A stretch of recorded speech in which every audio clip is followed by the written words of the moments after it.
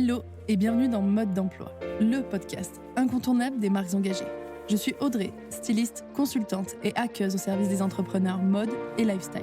Depuis 2018, j'accompagne les créateurs et créatrices pour donner vie à leurs projets en partageant les conseils et les secrets bien gardés des grandes marques pour réussir.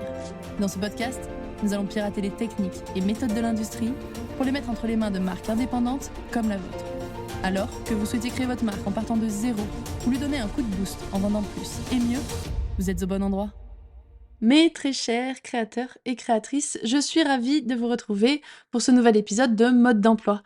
J'espère que vous allez bien, que vous êtes en pleine forme et que vous êtes prêtes et prêts pour cet épisode qui va être un peu particulier puisque je voulais faire un nouvel épisode de présentation. J'en ai fait un il y a longtemps, au tout début du lancement du podcast, donc ça remonte maintenant à plus d'un an et demi. Donc je voulais en faire un nouveau pour toutes celles et ceux qui m'écoutent depuis peu de temps, ou depuis moins d'un an en tout cas. Pour faire ça, j'ai ouvert une boîte à questions sur mon compte Instagram, du coup, c'est pour celles et ceux qui ne me suivent pas, et je vous ai proposé donc de me poser des questions et d'être tout simplement les intervieweurs de cet épisode. Voilà, c'était une très bonne idée parce que j'ai eu des questions que j'adore et je suis ravie de pouvoir y répondre. J'ai essayé de les reclasser un peu pour avoir un déroulé plutôt logique et cohérent, donc sur mon parcours, sur qui je suis d'un point de vue professionnel, bien sûr, et sur ce que je fais aujourd'hui dans mes accompagnements et dans ma vie professionnelle, tout simplement. Donc voilà, on va démarrer très simplement avec 2 questions que j'ai réunies. Du coup, la première c'est: as-tu toujours voulu travailler dans la mode? Et la seconde c'est: pourquoi la mode t'a attiré plutôt qu'un autre secteur? Donc pour vous en dire un peu plus sur mon parcours au tout début de mes études, j'ai fait un lycée moi en arts appliqués et ensuite je me suis dirigée vers une école de mode pour mes études supérieures. J'ai rapidement voulu aller dans les arts appliqués plutôt en étant attirée par tout ce qui était architecture et déco. Donc j'étais assez jeune à cette époque-là, j'avais 14-15 ans quand j'ai démarré le lycée et j'étais vraiment ouais, attirée par l'architecture et la déco. Je sais pas pourquoi, mais j'ai toujours eu ce truc d'aimer dessiner mes petites maisons, d'aimer imaginer des intérieurs, voilà, bon à l'échelle d'une adolescente bien sûr, mais j'avais ce truc-là en moi. Pareil, j'aimais bien un peu ce qui était lié au graphisme, vraiment tout ce qui était très plastique, très créatif. J'ai toujours eu beaucoup de créativité enfant, et beaucoup aussi d'un côté un peu business même, lié à cette créativité-là. Et donc voilà pourquoi je me suis dirigée dans les arts appliqués au démarrage, donc au lycée, avec en tête d'aller faire une école d'archi, une école de design d'intérieur, voilà, quelque chose comme ça. Et au fil du temps, au fil de ces années lycée, je me suis un peu plus intéressée à la mode parce qu'on nous fait découvrir donc des différents domaines des arts appliqués, dont le stylisme. Et je me suis un peu plus intéressée au stylisme parce que, en fait, ce qu'il en est ressorti, c'est surtout que dans l'architecture, la déco, le graphisme et cetera, je voyais pas de finalité, dans le sens je voyais pas un produit, qui allait être vendu derrière. En archi, par exemple, on va vendre des prestations, enfin, bien sûr, il y a quelque chose qui va être construit derrière, mais c'est souvent moins palpable qu'un vêtement, tout simplement. Et dans les projets mode, il y avait ce côté très palpable de: à la fin, j'ai un vêtement et en plus, j'ai un vêtement à vendre. Finalement, la mode, c'était un des seuls domaines des arts appliqués où il y avait un produit. Et ça, c'est ce qui m'a attirée parce que, comme je le disais, j'ai toujours eu aussi une âme un peu d'entrepreneuse, ou en tout cas, à l'époque, je n'avais pas compris que c'était une âme d'entrepreneuse, mais et peut-être que tu vas te reconnaître dans ce que je vais raconter, peut-être que toi aussi, enfant ou ado, tu as fait ce genre de choses. J'ai beaucoup, beaucoup vendu de choses. Par exemple, je fabriquais des bracelets, des bagues en perles que je vendais. Je m'étais fait un petit stand parce que j'avais des parents qui avaient un commerce et donc j'avais un petit stand où je vendais ça. J'ai toujours créé, je faisais de la pâte à sel que je vendais. Vraiment, c'était pas de la création pour de la création, c'était de la création pour vendre et pour me faire de l'argent. Donc j'ai toujours eu ce côté, je crée quelque chose, je crée un produit et je le vends. Et j'en faisais vraiment du business, quoi. J'avais une table où je présentais mes créations, où j'avais mis les prix. Enfin voilà, j'étais assez, je tenais presque une comptabilité dans un petit carnet. Voilà, j'avais ce côté-là. Et donc la mode, même si au lycée, j'avais beaucoup moins ce côté-là. Au lycée, on est occupé à plein d'autres choses, que presque la créativité et tout ce qu'on peut faire en enfant. Mais j'avais, en tête d'avoir une finalité dans ce que je faisais. Donc si je dessinais un vêtement, il fallait que j'ai un produit quoi, en gros. Donc voilà pourquoi je me suis dirigée vers la mode. J'avais déjà en tête un truc très industriel. Il y a aussi le fait que, j'ai eu des stages en troisième, donc avant le lycée. Non, pardon, c'était des stages au lycée. Oui, des stages au lycée, c'était des stages de seconde et de première peut-être. J'ai fait ces stages-là chez des femmes, donc différentes créatrices qui étaient, une qui était créatrice textile, qui a vraiment été une personne qui m'a beaucoup inspirée. C'était, la maman d'un de mes meilleurs amis d'enfance, chez qui j'allais très régulièrement et qui faisait donc de la création textile. Donc elle m'a vraiment beaucoup, transmis et inspirée et appris sur la partie textile. Et j'avais fait aussi un autre stage, chez, 2 créatrices qui faisaient des t-shirts, un peu floqués, voilà, qu'elles vendaient sur les marchés et tout ça. Et disons que ces 2 stages-là pendant le lycée m'ont aussi orientée vers, le côté mode parce que, bah, voilà, il y avait un produit à la fin, que ces personnes-là vendaient et ça me plaisait beaucoup. Donc voilà pourquoi je me suis dirigée vers, une école de mode, que j'ai faite, à Lyon, en 3 ans. J'ai fait un BTS en design de mode, donc en stylisme et ensuite j'ai fait un bachelor en marketing et communication pour le coup, qui va expliquer aussi un peu la suite de mon parcours.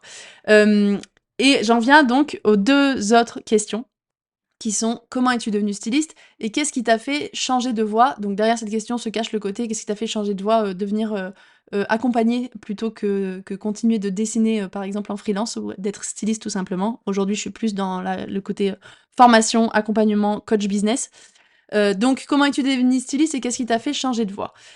Je suis devenue styliste, donc après cette école de mode, j'ai commencé à, chercher des stages parce que j'avais un stage à faire, de fin d'études, un long stage de 6 mois et j'ai commencé donc à chercher des stages. Faut savoir que à ce moment-là, autour de moi et autour de nous, toutes les personnes qui étaient dans cette école, on nous dit beaucoup qu'il y a peu de débouchés, qu'il y a peu d'issues. Même quand j'étais au lycée, j'avais des profs, quand j'ai voulu me diriger vers la mode plutôt que vers le graphisme ou autre, ou l'archi, j'avais des profs qui, me disaient que c'était quand même le domaine des arts appliqués le plus bouché et que c'était pas spécialement une bonne idée, en gros. Hem, Au moment où je cherche mon stage, pareil, on me dit que si je vais pas sur Paris, je vais pas trouver de stage et puis je trouverai pas d'emploi et et cetera. Donc beaucoup de retours un peu négatifs et moi ça, chez moi, ça a toujours fait naître un goût du challenge et du défi de dire: «Bah, moi, je vais y arriver. Moi, je vais vous prouver que j'en suis capable parce que moi, je suis peut-être, différente sur certains points» et cetera. Donc il y a beaucoup d'ego là-dedans, hein, je le reconnais, j'ai un ego là-dessus qui est important. Mais c'est cet ego-là aussi qui m'a fait, prendre des décisions à un moment donné. Je dis pas que c'est les bonnes décisions, peut-être que si j'étais allée sur Paris, j'aurais eu un avenir, tout à fait différent. Peu importe, aujourd'hui, je suis très fière de là où j'en suis et de ce que j'ai fait comme parcours. Mais donc voilà, c'est cette recherche de stage qui a fait que j'ai atterri dans, une marque de vêtements pour enfants, dans un groupe, qui à l'époque était, assez, important. Un groupe, industriel quoi, un vrai industriel de la mode et j'ai fait mon premier stage là-bas. Enfin, j'ai fait mon premier long stage de 6 mois, là-bas, que j'ai terminé un petit peu avant parce que j'ai eu l'opportunité d'un CDD, un remplacement de congé maternité dans une autre marque du groupe et donc j'ai fait ce CDD.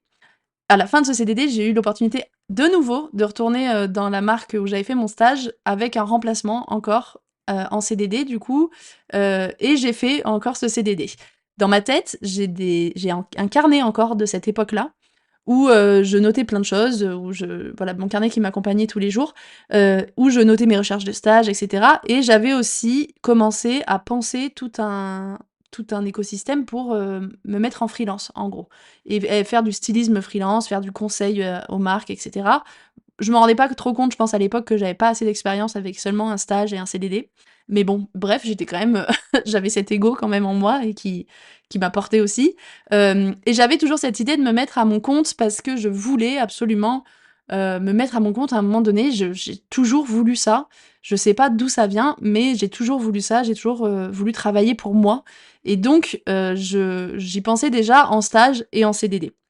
Les CDD, c'était des supers opportunités parce que je me disais, bah, à la fin, je vais, pouvoir, finir mes CDD, avoir un peu de chômage et puis démarrer mon entreprise et donc être soutenue par le chômage, donc c'était idéal.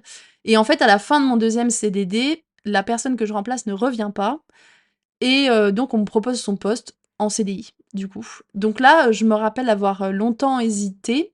Je me suis posé plein de questions parce que effectivement, j'avais très envie de me mettre à mon compte et j'ai fait le choix d'accepter ce CDI qui, mine de rien, m'a donné plein d'opportunités aussi et surtout, plein de compétences et en fait, j'apprenais tellement dans cette entreprise-là, dans ces marques-là, dans cette industrie. J'apprenais tellement de choses que je me disais: «Mais en fait, tu pas allé au bout, il faut encore que tu apprennes» parce que c'était, hyper intéressant. J'apprenais des choses sur mon métier de styliste, bien sûr, donc sur, dessiner et cetera, mais j'apprenais plein de choses aussi sur le sourcing, sur la fabrication, sur, le calcul de coûts, le calcul de marge, les achats, enfin tout le process pour créer une collection rentable, du début jusqu'à la fin. Et ça, vraiment, c'était, pour moi de l'or en barre et j'ai adoré ces années-là parce que j'avais l'impression d'apprendre vraiment, tous les jours et même si on était quand même très, enfermés dans notre boulot, j'avais, réussi, disons, à avoir des liens assez forts avec, d'autres personnes, de cette entreprise, de ces entreprises et du coup, je me nourrissais vraiment de leurs connaissances, de leur travail, des acheteuses, des chefs de produits, des graphistes et cetera. Donc vraiment, j'avais l'impression de comprendre tout le process et ça, c'est ce qui m'a plu et c'est pour ça aussi que j'ai accepté ce CDI. J'ai pu voyager, en Asie, donc en Chine, en Inde et cetera pour aller voir les productions. Ça a été, des moments très forts aussi, dans ma manière de voir, le textile et l'industrie textile et voilà comment je suis devenue en gros styliste salariée, dans cette entreprise-là. Ensuite, j'ai changé d'entreprise. Je suis passée par d'autres marques, d'autres entreprises avec, des marques plus petites. C'est-à-dire que là, j'étais vraiment dans un gros groupe, très industriel. Je suis allée dans des marques un peu plus petites, qui étaient quand même des marques industrielles, mais avec, des lancements de projets, par exemple. Donc, des marques qu'on lançait et qu'on faisait naître. Donc ça aussi, c'était incroyable comme expérience. Et il y a eu un moment donné où j'ai eu l'opportunité de, partir pour me mettre en freelance. Et donc c'est ce que j'ai fait. À ce moment-là, je me suis dit: «Ça y est, j'en ai marre, j'ai envie d'être à mon compte et je vais enfin réaliser finalement, le truc que j'avais, prévu, il y a des années». Et donc je me suis mise à mon compte avec tout simplement de faire du stylisme freelance en gros. Donc j'étais toujours dans la même voie, j'étais toujours styliste, mais j'étais freelance et j'accompagnais, différentes marques, enfin je travaillais pour différentes marques. Donc je travaillais encore pour les marques, chez qui j'avais, été salariée et j'accompagnais à côté des personnes qui créaient leur marque. Donc moi je faisais que le stylisme au départ et ces personnes-là, c'était souvent des personnes issues du marketing, de la communication, du commerce. Et au début, je les ai accompagnés sur simplement dessiner la collection, leur trouver, les tissus, voilà, comme, une styliste, quoi. Et en fait, c'est là où j'ai un peu changé de voie, si on peut, dire ça comme ça.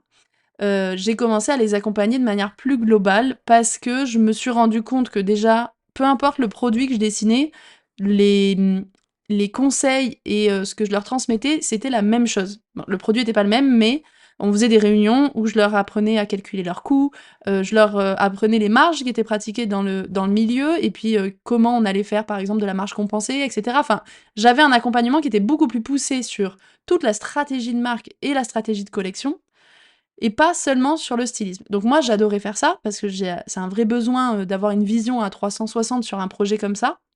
J'adorais faire ça. Mes clientes adoraient aussi qu'on travaille comme ça, main dans la main. Pour dire, j'ai même eu, une de ces clientes-là où, on a failli s'associer, il y a vraiment eu cette question qui s'est posée de, «Est-ce que je rentre au capital pour, travailler, de manière plus dense pour cette marque-là, quoi?» Ça s'est pas fait, au final parce que j'avais beaucoup justement d'accompagnement à côté.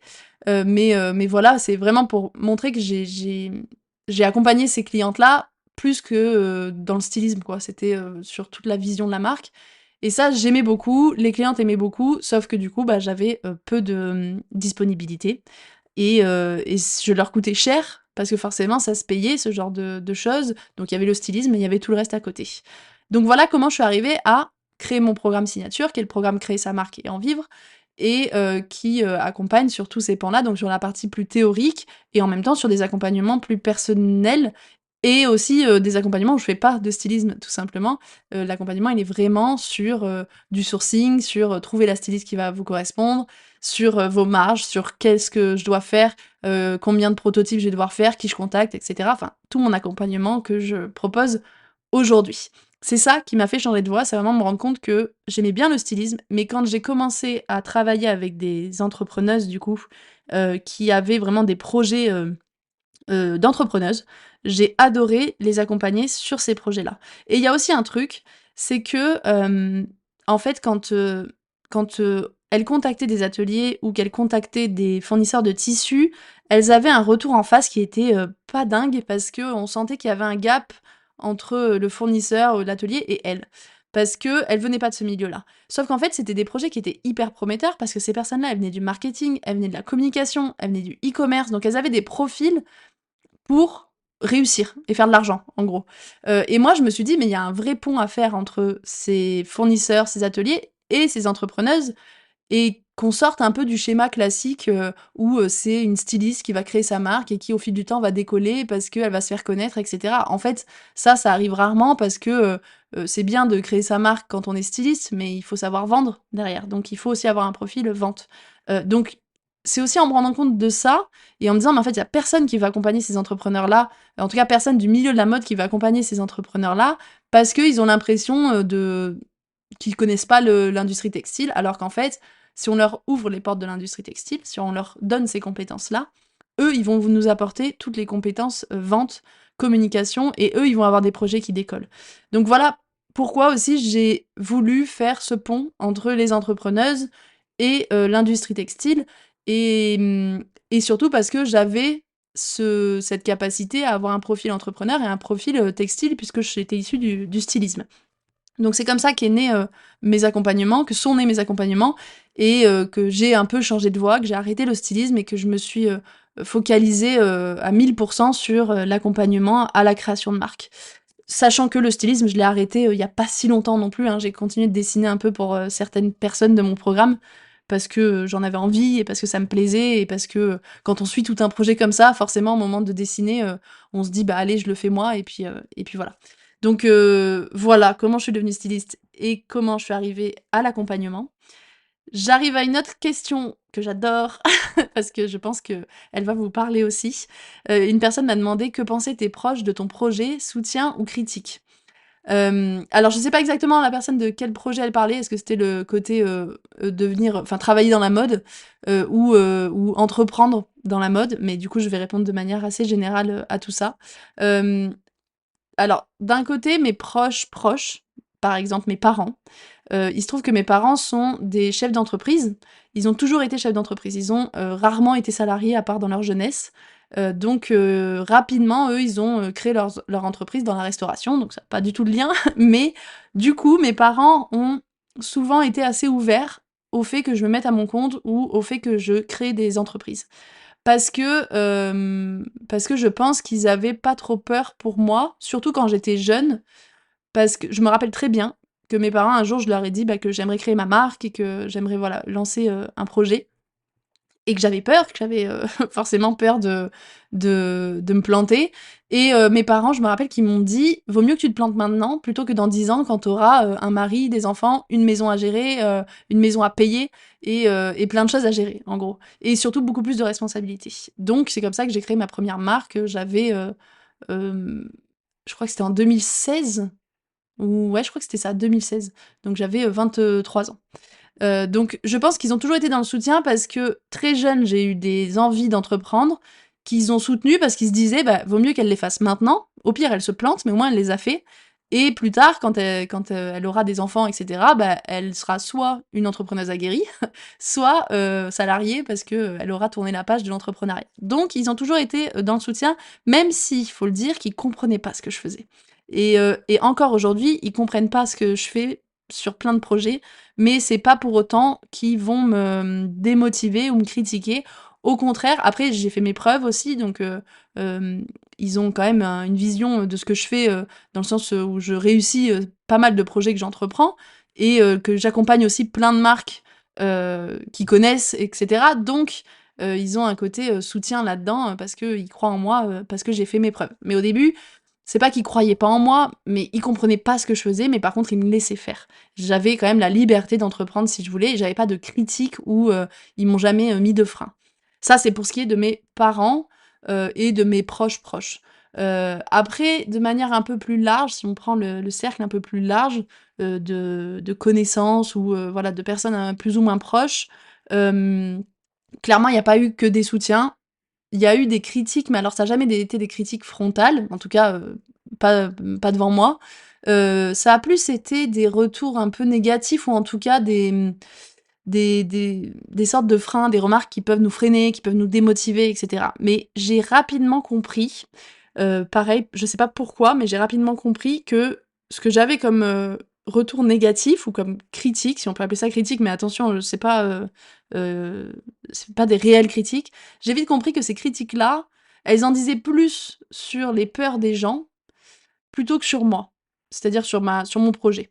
J'ai vite compris ça, peut-être parce que les personnes qui me les faisaient, je les connaissais un peu et que je connaissais leur parcours professionnel, leur parcours personnel et que je me disais: «Oui, mais si elle dit ça, c'est peut-être parce qu'elle, elle a, ce rêve aussi d'entreprendre qu'elle l'a pas fait ou qu'elle ça lui est passé un peu sous le nez et cetera et du coup, bah, elle va remettre un peu ses peurs et ses frustrations sur moi et sur mon projet» et donc pareil, j'arrivais à passer un peu au-dessus, grâce à mon ego, je pense, une fois de plus, que cet ego-là, il compte. J'arrivais à passer au-dessus et à prendre ça comme un challenge et comme un défi, une fois de plus, et me dire: «Bah, je vais prouver que j'en suis capable» et vu que j'ai démarré mes projets assez jeune, j'ai pu aussi, faire mes preuves avant et donc quand j'ai lancé des nouveaux projets plus tard, les personnes, de toute façon, elles avaient beau, me soutenir ou me critiquer, elles savaient que j'allais le faire et que j'écouterais pas quoi qu'il arrive, en gros. Alors j'écoute, hein, les remarques et tout ça, mais j'écoute ce qui est fondé, j'écoute ce qui m'intéresse et franchement, je fais le tri et c'est vrai que j'ai tendance à ne pas écouter si je suis pas d'accord, parfois. Ça peut être un défaut, mais du coup, ça peut être une qualité pour rester motivée. Si tu as envie d'entreprendre, si tu es dans un projet entrepreneurial de ce type et que tu reçois, des remarques, qu'elles soient positives ou négatives, il faut te dire parfois que les remarques, elles en disent plus sur, la personne qui te les dit plutôt que sur ton projet à toi. C'est bien d'avoir des retours, mais il faut avoir des retours aussi objectifs parfois et pas, subjectifs. Et surtout, faut essayer de développer un ego assez important pour le tenter, le projet, quoi qu'il arrive. Parce que tu vas peut-être te planter, tu vas peut-être réussir, peu importe. Dans tous les cas, il faut essayer parce que sinon tu sauras jamais. Et du coup, il faut essayer en fonction de ce qu'on pense nous et pas en fonction de ce que pensent les autres, parce que sinon on se bloque trop dans des peurs. Donc, je comprends cette question parce que je sais qu'effectivement les critiques sont fréquentes dans ce genre de projet parce que tout le monde n'a pas la vision entrepreneuriale, tout le monde ne comprend pas ce que c'est que d'entreprendre. Mais par contre, si tu crois, si tu as envie de le faire, fais-le. Au pire, t'en parles même pas au début. Au pire, tu avances dans ton projet, tu te formes, tu crées ta marque, et cetera. Et puis au moment où ça sort, ou même au moment où tu as fait des ventes, là, tu en parles, tu dis que c'est toi. Parfois, ça, c'est le meilleur moyen de montrer qu'on a réussi, sans passer par toute la phase de critique et de questions et alors, combien t'as vendu et comment tu vas faire et combien t'as mis d'argent? Tous ces trucs-là qui mettent juste de la pression. Donc essaye de te cacher un petit peu, des fois c'est mieux. Genre tu fais et après t'en parles. Vraiment, moi je trouve que ça c'est les meilleurs, c'est le meilleur moyen de prouver des choses et moi je le fais encore, sur, certains projets parce que, on va en reparler, mais moi j'ai des marques, en étant associée à des personnes, des proches et ces proches-là ont pas l'entourage que j'ai moi et donc vont recevoir plus de critiques, parfois et justement, j'ai beaucoup pratiqué ce truc de: «Viens, on le fait, on se tait, on dit rien, on le fait. On va avoir des ventes et quand on aura des ventes, tu iras dire à tes proches: "J'ai fait ça, j'ai réussi puisque, j'ai fait tant de chiffre d'affaires ce mois-ci"» et donc ça s'est passé encore l'année dernière, j'ai encore eu, des repas avec, des proches de proches et cetera où, on a pu, juste prouver et pas, parler et donc ça, des fois, ça permet d'avoir, plus confiance et d'être plus serein quand on se retrouve, face à ses proches, qui habituellement pourraient être plus critiques parce qu'ils ont peur pour nous, tout simplement. Voilà pour cette question. Je continue avec 2 autres questions que j'ai regroupées. Pourquoi avoir choisi d'accompagner plutôt que de lancer ta propre marque? Et pourquoi choisir d'accompagner, que des marques de vêtements? Donc pour la première question, pourquoi j'ai d'abord accompagné avant de lancer, ma marque ou plutôt que de lancer ma marque. Alors, ça s'est fait comme ça parce que, dans la suite que je viens d'expliquer, justement, j'ai accompagné des marques, j'ai voulu en plus accompagner plusieurs marques, hem et surtout, j'ai toujours eu du mal à me fixer sur un seul projet.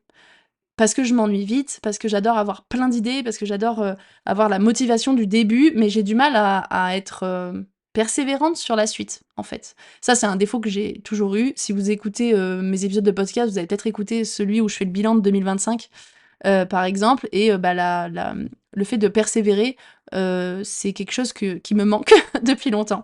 Mais donc voilà, j'ai toujours aimé les débuts de projets ou en tout cas, les nouveaux projets et du coup accompagner plusieurs marques, ça me permettait moi de me nourrir de tout ça et d'éviter de me lasser, sur des projets ou, sur mon propre projet finalement où je devais, lancer ma marque et puis m'y tenir pendant longtemps et surtout lancer sa propre marque, ça prend, 90 de notre temps et j'aurais eu moins de temps pour, l'accompagnement qui est quelque chose que je préfère. J'adore, avoir vos idées à vous. Vous me disiez: «Voilà, moi je veux faire ça comme ça, voilà ma collection» et cetera et qu'on échange et qu'on discute et que je vous donne un maximum de clés pour que vous fassiez des ventes, plus de ventes, encore plus de ventes.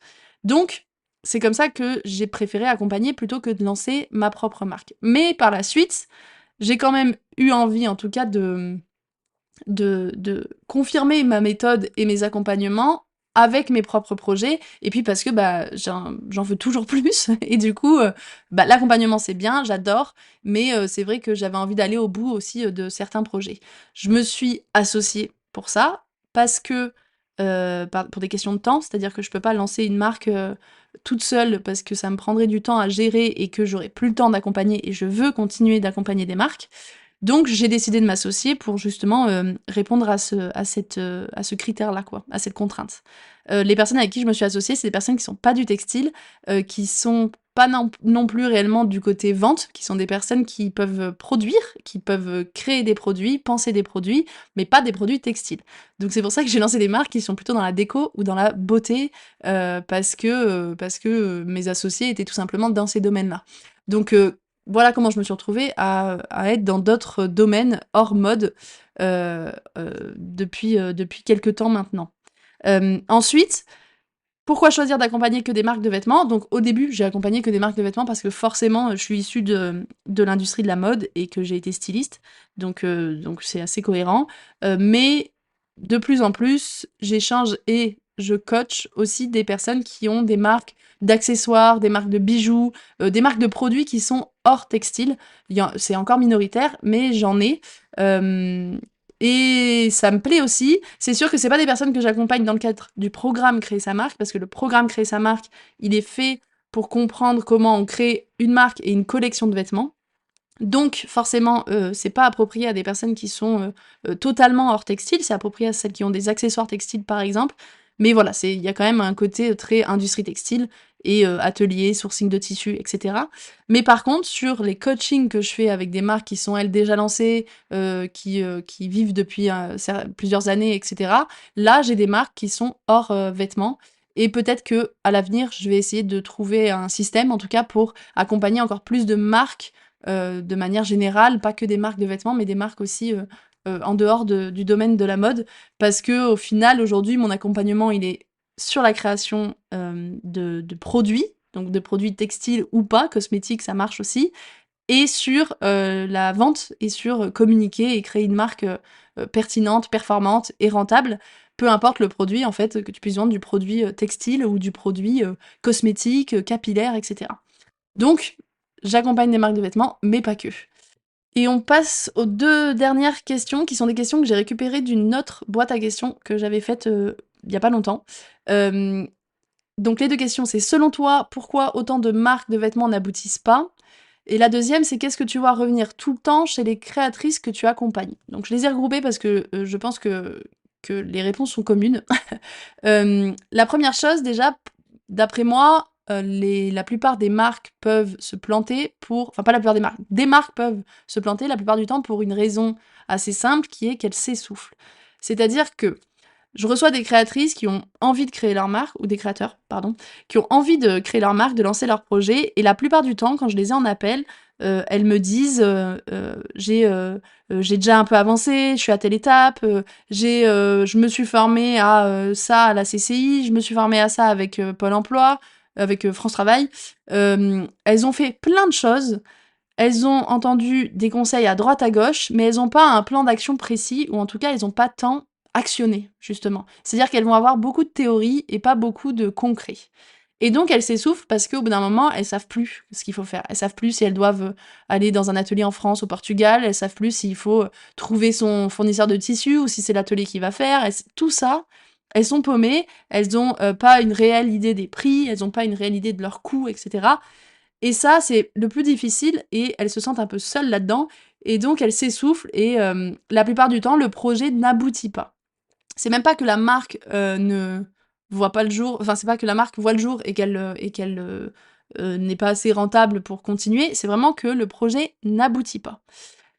Ça, c'est un vrai souci parce que c'est dommage de passer autant d'énergie, de temps et voire d'argent pour ne rien sortir du tout et même pas essayer. Voilà, moi ça c'est un truc où je me dis: «C'est pas possible, il faut si tu as 5 000 € de côté, il faut qu'à la fin tu sortes un produit et que tu essayes de le vendre au moins ça quoi». Faut pas qu'on dilapide dans, des conseils à droite à gauche, dans des essais avec des ateliers et qu'à la fin il se passe rien quoi. Donc ça pour moi c'est un des premiers soucis qui fait que, les marques de vêtements n'aboutissent pas. Ensuite, pourquoi une marque peut se planter? En sortant, c'est-à-dire vraiment en existant, elle va exister et elle va peut-être se planter. Il y a quand même un vrai problème de stratégie dans plein de projets, à savoir trop de modèles sur la première collection. Ça, je le répète tout le temps, donc c'est des conseils que je répète, énormément dans ce podcast parce que c'est les plus basiques, clairement. Mais il y a aussi tout ce qui est une manque de vision chiffrée, un manque de vision sur les coûts ou en tout cas, la vision chiffrée, elle arrive trop tard. C'est-à-dire qu'elle arrive au moment où la collection sort et on se dit: «Waouh, mais en fait, je suis pas du tout rentable, mais en fait, si je vends que 70 de ma collection», ce qui est déjà super, disons-le, bah, finalement, je suis même pas rentable, sur la collection, je parle même pas de payer le site, payer le logo, payer les gens qui ont travaillé pour nous et tout ça. Donc un vrai problème de rentabilité dès le lancement. Et ça, c'est une stratégie de marque, c'est une stratégie, de produit, donc d'offre, qui est à penser en amont et qui est à penser très tôt. Et c'est pas, complexe, c'est pas du tout un truc complexe. Au contraire, ça permet de donner un cadre hyper précis au projet, de se dire: «Bah, dans 6 mois, je vais sortir tel produit à tel prix parce qu'il me sera revenu à tel coût, et du coup, je vais en vendre tant et je sais que je suis rentable dès le premier lancement». C'est ça qu'il faut. Il faut pas, avoir une vision, trop vaste ou en tout cas ne pas avoir réfléchi aux conséquences de notre vision. Ça m'arrive encore, en appel découverte, de faire des rapides calculs avec, des créateurs ou des créatrices, de leur dire: «Voilà, quelles sont tes ambitions de production?» par exemple. «Combien tu comptes produire de modèles environ? À quel prix tu comptes les vendre?